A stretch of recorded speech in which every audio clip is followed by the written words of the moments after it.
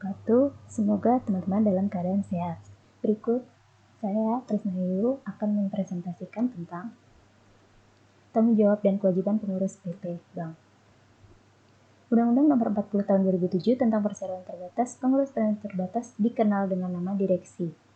Direksi adalah organ perseroan yang berwenang dan bertanggung jawab penuh atas pengurusan perseroan untuk kepentingan perseroan sesuai dengan maksud dan tujuan perseroan serta mewakili perseroan baik di dalam maupun di luar pengadilan sesuai dengan ketentuan anggaran dasar. Berikut adalah contoh struktur perseroan terbatas. Direksi PT bertindak mewakili PT sebagai badan hukum. PT memperoleh status sebagai badan hukum. Kewenangan perwakilan oleh direksi timbul karena adanya pengangkatan oleh RUPS sebagai organ PT yang mempunyai wewenang mengangkat anggota direksi sesuai ketentuan pasal 94 ayat 1 UPT. Pengangkatan bersifat sepihak karena perintah untuk melakukan pengurusan PT. Berikut adalah pasal-pasal yang mengatur tentang UPT. Pasal 92 ayat 1, pasal 1 ayat 5, pasal 102 ayat 1, pasal 92 ayat 2, pasal 1 ayat 5, pasal 92 ayat 1 UPT. Penerapan prinsip tata kelola perusahaan yang baik dan benar di samping kepentingan pemegang saham dan kepentingan PT sendiri, masih ada kepentingan lain dalam PT seperti kepentingan karyawan, kepentingan pihak ketiga atau kreditur, kepentingan negara, dan sebagainya. Filosofi pengaturan demikian adalah bertujuan memberikan perlindungan hukum kepada perseroan dan sekaligus kepada pemegang saham secara intern.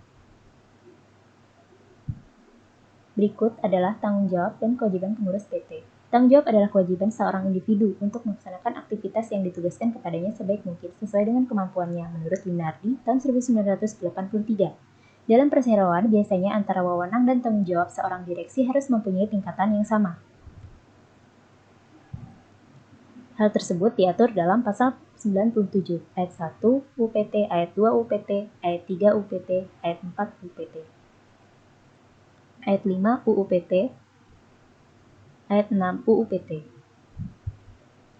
Tanggung jawab direksi perseroan erat kaitannya dengan sifat kolegalitas direksi perseroan. Hal tersebut diatur dalam pasal 98 ayat 1 UUPT, ayat 2 UUPT, ayat 3 UUPT, serta pasal 98 ayat 2. Wewenang direksi erat kaitannya dengan kewajiban direksi. Dalam UUPT kewajiban direksi diatur dalam pasal 100 ayat 1, 100 ayat 2, 100 ayat 3. Dan pasal 66 ayat 1 UUPT. Bagaimana jika ternyata di kemudian hari terdapat penyimpangan-penyimpangan yang dilakukan oleh direksi dan Dewan Komisaris yang lama? Hal tersebut adalah tanggung jawab direksi dan Dewan Komisaris yang lama. Jika persoalan hukum tersebut terkait dengan tindak pidana, maka tidak bisa dilimpahkan kepada direksi dan Dewan Komisaris yang baru yang menggantikannya. Hal tersebut diatur dalam pasal 101 ayat 1.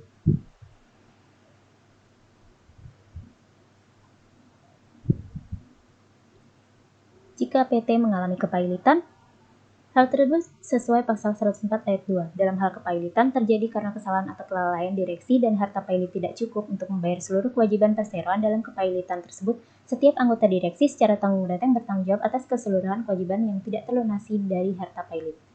Hal tersebut diatur dalam pasal 104 ayat 3. Berikut adalah Undang-Undang Perbankan.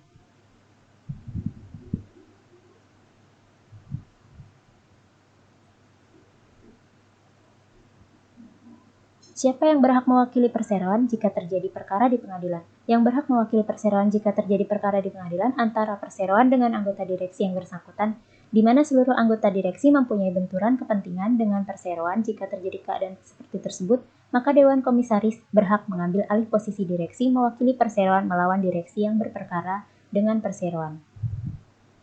Sekian, terima kasih. Assalamualaikum warahmatullahi wabarakatuh.